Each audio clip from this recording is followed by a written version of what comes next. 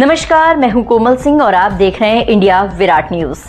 आइए नजर डालते हैं इस वक्त की खास खबर पर। बलिया के सिकंदरपुर थाना अंतर्गत खरीद गांव में देर रात जमीनी विवाद को लेकर डबल मर्डर के बाद आजमगढ़ डीआईजी सुनील कुमार सिंह ने बड़ा एक्शन लिया है। हल्के के दरोगा समेत 4 पुलिसकर्मियों को सस्पेंड किया है। सिकंदरपुर इंस्पेक्टर विकास पांडे के खिलाफ विभागीय जांच का भी निर्देश दिया है। घटनास्थल पर पहुंचे डीआईजी ने मृतक के परिजनों से मिलकर सांत्वना व्यक्त करते हुए कड़ी कार्रवाई का भरोसा जताया है। बता दें कि सिकंदरपुर के खरीद गांव में बुधवार की देर रात जमीन के विवाद में चाचा भतीजे की हत्या कर दी गई। सालों पुराने जमीन के विवाद में दोनों पक्षों में जमकर मारपीट हुई। इसमें एक पक्ष की ओर से धारदार हथियार से हमला किया गया, जिसमें दूसरे पक्ष के एक महिला समेत 4 लोग लहूलुहान हो गए, जिसमें अनिल यादव की मौके पर ही मौत हो गई। वहीं 3 गंभीर रूप से घायल हो गए, जिन्हें जिला चिकित्सालय से वाराणसी के लिए रेफर किया गया। बीच रास्ते में जाते समय पंकज यादव की मौत हो गई। पुलिस ने दोनों शवों को कब्जे में लेकर पोस्टमार्टम के लिए भेज दिया।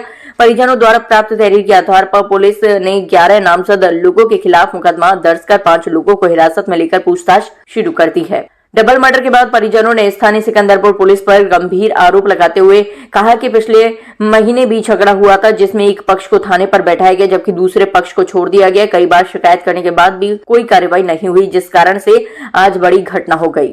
थाना सिकंदरपुर क्षेत्र में खरीदपुर गांव में 2 पक्षों में जमीनी विवाद चल रहा था।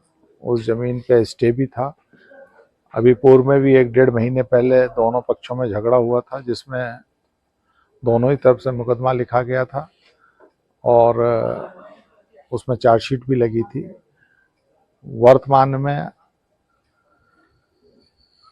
आज ये बताया गया है कि शाम को जो पीड़ित पक्ष है ये अपने खाना वाना खा के बैठे हुए थे, तभी जो रामजीत पक्ष है, रामजीत और उसके लड़कों ने, उसके सहयोगियों ने इन पर घर पर बैठे हुए हमला किया है, जिसमें पीड़ित पक्ष के 4 लोग घायल हुए थे। इनमें से एक को जिला अस्पताल से रेफर किया गया था बीएचयू के लिए, जो रास्ते में जिनकी मृत्यु हो गई है ऐसी सूचना प्राप्त हुई है।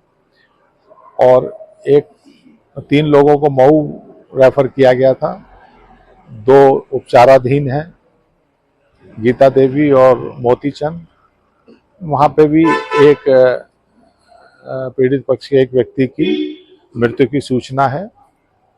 अभी परिजनों से बात हो रही है। तहरीर प्राप्त होने पर अग्रेतर कार्रवाई की जाएगी। अभी मौके पर गए थे, वहाँ भी परिजनों से बात हुई है, कुछ जानकारी मिली है और प्रयास कर रहे हैं जो सही तथ्य हैं वो आए। 2 लोगों की मौत अभी तक जो सूचना प्राप्त हुई है। विवाद हुआ है, इसके लिए 1 महीना पहले ही लड़ाई झगड़ा हुआ था, जिसमें थाने में मुकदमा दर्ज किया गया, लेकिन विपक्षी की तरफ से किसी को थाने में नहीं बैठाया गया, जबकि हमें ही थाने में रोक कर रखा गया। उसके बाद लगभग 10 बार डायल 100 को फोन किया गया कि यहाँ से आकर गोबर वगैरह जो भी है उसको हटवाया जाए, और न्यायालय में ये मामला लगभग सन 95 से चल रहा है, फिर भी प्रशासन ने इस पर कोई ध्यान नहीं दिया। और आज ये स्थिति बनी कि 2-2 लोगों की यहाँ पे हत्याएं हो गई, जिसमें इन लोगों के डर के कारण आज 1 महीने से, जब से ये पिछला विवाद हुआ था, सभी लोग घर छोड़कर बाहर रह रहे थे। आज जैसे ये लोग घर पे आए, तुरंत उन लोगों ने जानलेवा हमला करके अटैक कर दिया। बोलते रहिए जो बोलना है आपको। इसमें भी जो पिताजी हैं वो लगभग 1.5 महीने की छुट्टी पे आए हुए थे। सीआरपीएफ में इस समय दिल्ली में पोस्टेड है, वो भी घर पे नहीं रह रहे थे उन लोगों के डर की वजह से कि लड़ाई झगड़ा हो जाए। बाहर से बाहर ही वो अपने ड्यूटी पे चले गए, लेकिन आज जो नहीं होना चाहिए वो हो गया। इसके दोषी आप किसको मानते हैं? इसका दोषी सरासर प्रशासन है। प्रशासन ने अगर पहले इस पर कार्रवाई किया होता तो आज ये स्थिति नहीं बनी होती। अगर गोबर हटवा दिया होता या पशुओं को हटवा दिया होता, प्रशासन के पास जाने के बाद वो बोलते थे कि राजस्व में जाइए, राजस्व के पास जाने के बाद वो बोलते थे कि प्रशासन के पास जाइए, जबकि हम कोर्ट से डायरेक्शन भी लाकर प्रशासन को दिए थे कि इसको खाली करवाया जाए। उसमें स्पष्ट लिखा हुआ है कि स्थगन आदेश का पालन हो।